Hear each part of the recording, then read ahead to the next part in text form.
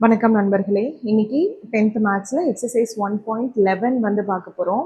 Question என்னன்னா, let A வந்து கொடுத்துருக்காங்க, பியும் கொடுத்துருக்காங்க. அது ரெண்டும் சேர்ந்து 2 செட்ஸ்ன்னு கொடுத்துட்டாங்க. Let f is to A to B கொடுத்துருக்காங்க. ஸோ இதுதான் வந்து ஃபங்க்ஷன். ஸோ நான் ஏவை வந்து டொமைன் எடுத்துக்கிறேன், பியை வந்து கோடொமைன் எடுத்துக்கிறேன். கரெக்டாக? அடுத்து so let f be the function given by f of x which is equal to 3x minus 1. So இதுதான் என்னோட ஃபங்க்ஷனை கொடுத்துட்டாங்க. அதாவது எனக்கு இங்கே இருக்கக்கூடிய கோடொமைனில் சம் பார்ட்ஸ் வந்து எனக்கு எஃப் ஆஃப் எக்ஸில் வரும். யூஸ்வலாக அதை நம்ம எப்படி சொல்லுவோம், ரேஞ்சுன்னு சொல்லுவோமா, அவ்வளோதான். So represent this function by first one வந்து ஆரோ டயக்ராம். ஸோ இது வந்து ஒரு ஃபங்க்ஷன் அவங்களே கொடுத்துட்டாங்க. ஃபங்க்ஷனாக இல்லை நாம் கண்டுபிடிக்கணும்னு அவசியம் கிடையாது, ஃபங்க்ஷன் அவங்களே கொடுத்துட்டாங்க. இதில் ஃபர்ஸ்ட் ஒன் வந்து ஆரோ டயக்ராம் கண்டுபிடிக்க சொல்லியிருக்காங்க. ஸோ எனக்கு வந்து ஒரு ஃபங்க்ஷன் இந்த மாதிரி கொடுக்காட்டி நான் ஸ்ட்ரைட்டாக ஏவும் பியும் வச்சு நான் போட்டுடலாம். பட் எது கனெக்ட் ஆகுதுன்னு எப்படி தெரியும்? அதுக்கு தான் இந்த எஃப் ஆஃப் எக்ஸ் வந்து கொடுத்துருக்காங்க. ஸோ சொல்யூஷன் என்னென்னா, ஃபஸ்ட்டு எடுத்து எழுதிக்கலாம். A which is equal to 1, 2, 3, 4. அதே மாதிரி B which is equal to 2, 5, 8, 11, 14. கரெக்டாக? ஸோ ரெண்டுமே 2 செட்ஸு. இதை தாண்டி என்ன கொடுத்துருக்காங்க, f of x which is equal to 3x minus 1. So A to B அப்படின்னா ஏல இருக்கிறத நம்ம எக்ஸுக்கு பதிலாக ரெப்ரசன்ட் பண்ண போகிறோம். வர்ற ஆன்சர் வந்து நான் பியிலேருந்து எடுத்து எழுதணும். So domain and codomain. கரெக்டாக? ஸோ இப்போது ஃபர்ஸ்ட் ஒன் வந்து x is equal to let x which is equal to 1 அப்படின்னா, so f of 1 which is equal to 3 into அப்படி இந்த எக்ஸ் இருக்கிற இடத்துல நம்ம சப்ஸ்டியூட் பண்ணுறது தான். ஸோ 3 minus 1 என்னது, எனக்கு 2. ஸோ இங்கே நான் வந்து எக்ஸ் கமா ஒய் எழுதுனேன் அப்படின்னா எனக்கு எப்படி வரும், 1, 2ன்னு கிடைக்கும். கரெக்டாக?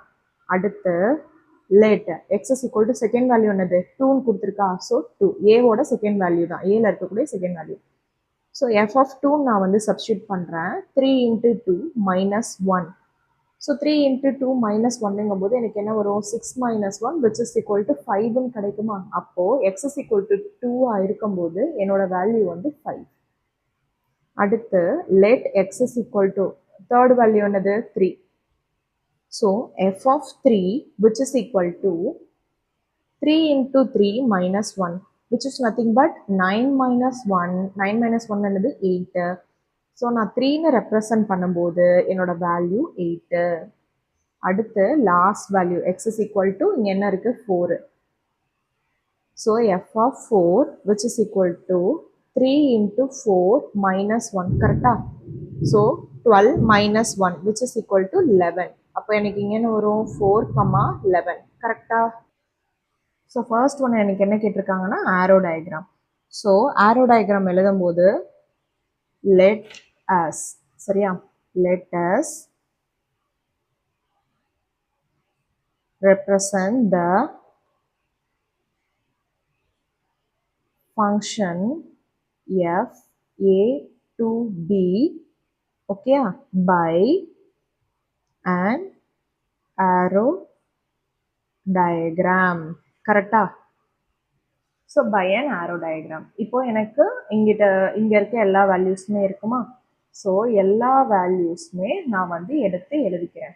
ஸோ ஃபர்ஸ்ட் இங்கிட்ட எக்ஸ் ட்ரா பண்ணிக்கிறேன், இங்கிட்ட வந்து ஒய் ட்ரா பண்ணிக்கிறேன். எக்ஸு ஒய்யு, எக்ஸோட வேல்யூஸ்னால் ஃபர்ஸ்ட் இருக்க வேல்யூஸு 1, 2, 3, 4. சரியா? அதாவது இது வந்து கேபிட்டல் ஏ, இது வந்து கேபிட்டல் பி. கரெக்டா? ஸோ இங்கே அதே மாதிரி தான், இது வந்து ஏ. நம்ம வந்து யூஸ்வலாக எக்ஸ் கமா ஒய்ன்னு ரெப்ரசன்ட் பண்ணனால நான் அதே ஃபார்மேட் எழுதிட்டு நம்ம கொஸ்டினில் கொடுத்துருக்கிறது ஏ கமா பி. ஓகேயா? ஸோ அதே மாதிரி இங்கே என்ன இருக்குது, 2, 5, 8, 11 இருக்கா? ஸோ 2, 5, 8, 11. கொஸ்டினில் இன்னொரு எலமெண்ட் 14ம் இருக்குது. கரெக்டாக? ஸோ எடுத்து எழுதும் போது நம்ம எல்லாத்தையும் எடுத்து எழுதணும். ஸோ இப்போ வந்து மேப் பண்ணும்போது இங்கே இருக்க வேல்யூஸ் பார்த்து மேப் பண்ணிக்கலாம். 1 வந்து 2க்கு மேப் ஆகுது.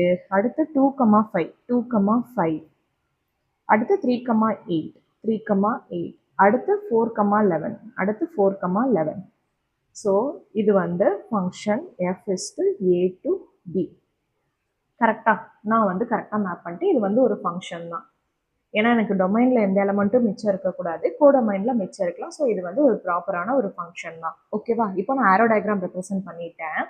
செகண்ட் ஒன் வந்து என்னன்னா, ஸோ செகண்ட் ஃபங்க்ஷன் வந்து என்னன்னா, செகண்ட் கொஸ்டினில் டேபிள் ஃபார்ம் வந்து கேட்டிருக்காங்க. ஸோ இதுக்கு யூஸ்வலாக எழுதுகிற மாதிரி தான், மேலே எழுதுன மாதிரி let us represent the function f in a tabular form. நம்மளுக்கு f of x ஃபங்க்ஷனை தான் வந்து டேபுலர் ஃபார்மில் கேட்டிருக்காங்க. அப்போ மேலே நம்மளுக்கு என்னென்ன மேப் ஆச்சோ அதை மட்டும் நம்ம டேபிள் ஃபார்மில் எழுதுனா போதும். ஸோ ஒன்று வந்து எக்ஸ்ன்னு எழுதுவோம், இன்னொன்று வந்து எஃப் ஆஃப் எக்ஸ்ன்னு எழுதுவோம். ஸோ எக்ஸில் வேல்யூஸ் என்னென்ன இருக்குது, அதாவது இங்கே let x is equal to என்னெல்லாம் கொடுத்தோமோ இங்கிட்ட என்னெல்லாம் வந்ததோ இதுதான் எஃப் ஆஃப் எக்ஸ். ஓகேவா? ஸோ இங்கே எப்படி எழுதுவோம் அப்படின்னா, என்னென்ன இருக்குது, 1 2 3 4 இருந்தது. அது மேப் ஆனதெல்லாம் என்னது, 2 5 8 அண்ட் தென் 11. கரெக்டாக? ஸோ இதெல்லாம் தான் மேப் ஆச்சு. ஸோ இவ்வளோ தான் டேபிள். இதை தான் டேபிளர் ஃபார்மில் நம்ம போட்டிருப்போம். கரெக்டாக? ஸோ என்னோட ஏ வேல்யூஸ் அண்ட் தென் மேப் ஆன பி வேல்யூஸ், அவ்வளோதான் டேபிள் ஃபார்ம். ஓகேவா? ஸோ தேர்ட் ஒன் வந்து என்ன கேட்டிருக்காங்கன்னா, ஆர்டர்டு பேர்ஸ் வந்து கேட்டிருக்காங்க. So let us represent the function, let us represent the function f of a to b by a set of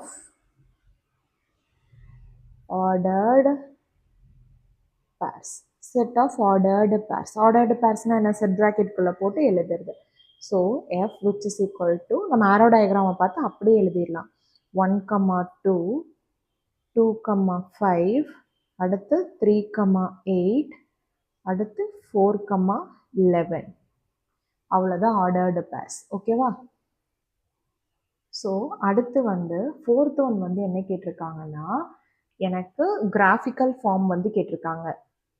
so இந்த graphical form எப்படி எழுதலாம் அப்படின்னா, யூஸ்வலாக ஒரு கிராஃப் மாதிரி போட்டு அதே மாதிரி நம்ம ரெப்ரசன்ட் பண்ணி எழுதிக்கலாம். ஸோ இப்போ வந்து நான் வந்து சிம்பிளாக இங்கேயே வந்து ட்ரா பண்ணுறேன். எனக்கு எல்லாமே பாசிட்டிவ்ஸில் தான் இருக்குது. நான் நெகட்டிவ்ஸ்க்கு ஸ்பேஸ் விடணும்னு எனக்கு வந்து எந்த ஒரு இதுவும் இல்லை. அதே மாதிரி எக்ஸோட வேல்யூஸ் வந்து எனக்கு 1 2 3 4 தான் இருக்குது. பட் செகண்டாக இருக்கிறது நம்மளுக்கு யூஸ்வலாக ஒய் ஆக்சஸ், அது வந்து 2 5 8 11 இருக்குது. ஸோ அப் டு 11 வர்ற மாதிரி நான் வந்து லைன் வந்து ட்ரா பண்ணிக்கிறேன். ஓகேவா? லைன் வந்து ட்ரா பண்ணியாச்சு. ஸோ இங்கே வந்து நான் 0 ஆஸ் யூஷுவல் எழுதிக்கலாம். இங்கே வந்து 1 2 3 4 5 வரைக்கும் எழுதிக்கிறேன். இது வந்து எக்ஸ் ஆக்சஸ். ஓகேவா? இது வந்து எக்ஸ் ஆக்சஸ். அடுத்து இதை வந்து நான் ஒய் ஆக்சஸ்ன்னு எழுதிக்கிறேன். இங்கே வந்து 1 2 3 4 5 6 7 8 9 10 11. ஓகேவா? 11 வரைக்கும் நான் எழுதிட்டேன். இப்போ நம்ம வந்து பார்த்து எழுதலாமா மேலேருந்து? ஸோ 1க்கு 2, ஸோ 1க்கு நேராக 2. கரெக்டாக? ஸோ 1க்கு நேராக எனக்கு வந்து 2 இருக்குது. அடுத்து வந்து 2, 5, 2க்கு நேராக எனக்கு வந்து என்ன இருக்குது, 5 இருக்குது. கரெக்டாக? அடுத்து 3, 8, 3க்கு நேராக எனக்கு வந்து என்ன இருக்குது, 8 இருக்குது. கரெக்டாக? அடுத்து 4க்கு நேராக எனக்கு என்ன இருக்குது, 11 இருக்குது. 4க்கு நேராக எனக்கு வந்து 11. கரெக்டாக? ஸோ இதை வந்து நான் வந்து ஒரு லைனாக ட்ரா பண்ணிக்கிறேன்.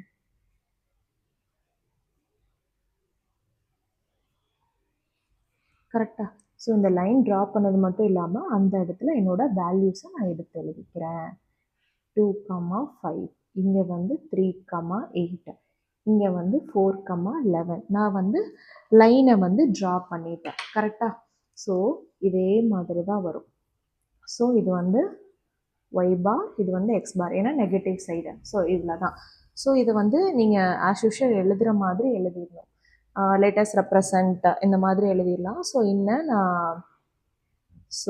இன்னன் அட்ஜசன்ட்னா பக்கத்தில் அப்படின்னு சொல்லியிருக்கேன். இன்னன் adjacent X Y, X okay Y, X Y plane, ஏன்னா கிராஃப்னாவே எக்ஸ் ஒய் பிளேன் தானே. So X Y plane the points, என்னென்ன பாயிண்ட்ஸ் இருக்குது, எனக்கு 1,2, 2,5, 3,8 and then 4,11.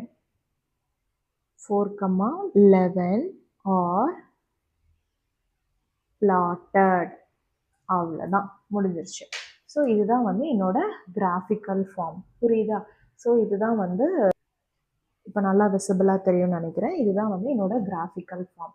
நான் வந்து எக்ஸ் ஆக்சஸ் ஒய் ஆக்சஸ் போட்டு கிராஃப் ரெப்ரசன்ட் பண்ணிவிட்டு அதை நான் பிளாட் பண்ணிட்டேன் அப்படின்னு சொல்லி நான் எழுதியிருக்கேன். ஓகேவா? புரிஞ்சிருக்குன்னு நம்புகிறேன். தேங்க்ஸ் ஃபார் வாட்சிங்.